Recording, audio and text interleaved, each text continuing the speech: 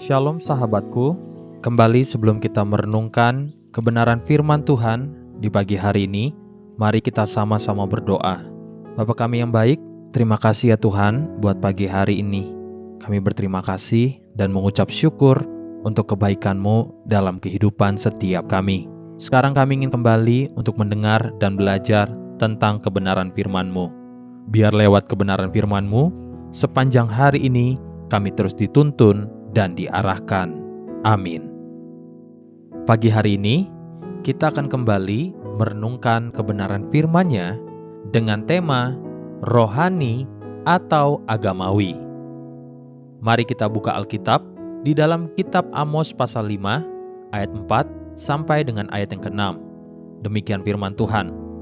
Sebab beginilah firman Tuhan kepada kaum Israel, carilah aku, maka kamu akan hidup. Janganlah kamu mencari Betel, janganlah pergi ke Gilgal, dan janganlah menyeberang ke Beersheba, sebab Gilgal pasti masuk ke dalam pembuangan, dan Betel akan lenyap. Carilah Tuhan, maka kamu akan hidup, supaya jangan ia memasuki keturunan Yusuf bagaikan api, yang memakannya habis, dengan tidak ada yang memadamkan bagi Betel. Pesan Tuhan yang begitu tegas dan keras disampaikan kepada umat Israel pada zaman Amos seperti yang baru saja kita lihat dan dengarkan.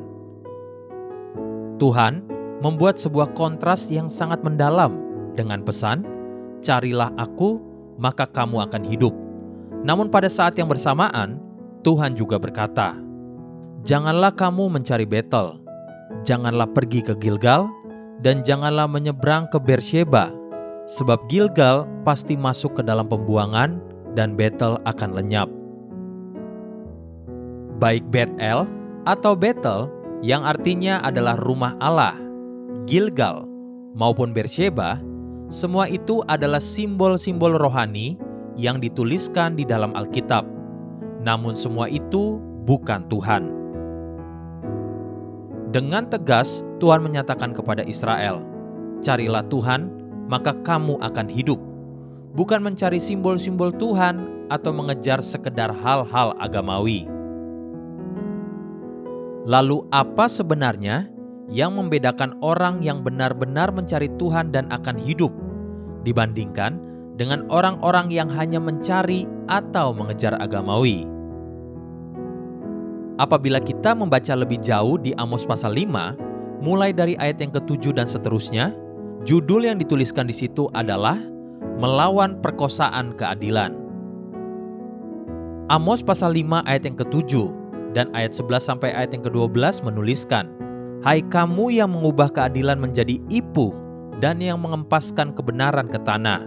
Sebab itu, karena kamu menginjak-injak orang yang lemah dan mengambil pajak gandum daripadanya, sekalipun kamu telah mendirikan rumah-rumah dari batu pahat, kamu tidak akan mendiaminya.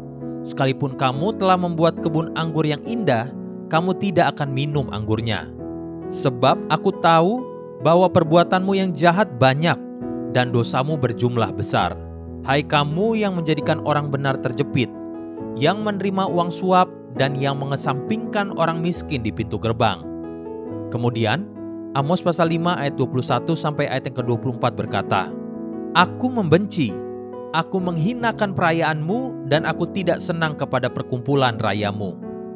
Sungguh, apabila kamu mempersembahkan kepadaku korban-korban bakaran dan korban-korban sajianmu, aku tidak suka.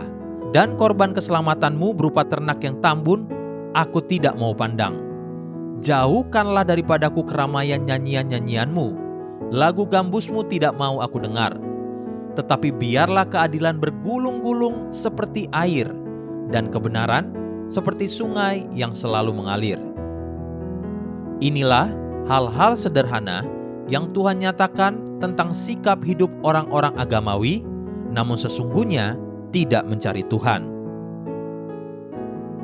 Karakter kita sebenarnya membuktikan apakah saya sungguh-sungguh mencari Tuhan atau sekedar agamawi. Belajarlah untuk menghidupi firman Tuhan seutuhnya, agar hidup kita tidak menjadi batu sandungan bagi orang lain. Haleluya. Sahabatku, Mari kita sama-sama berdoa.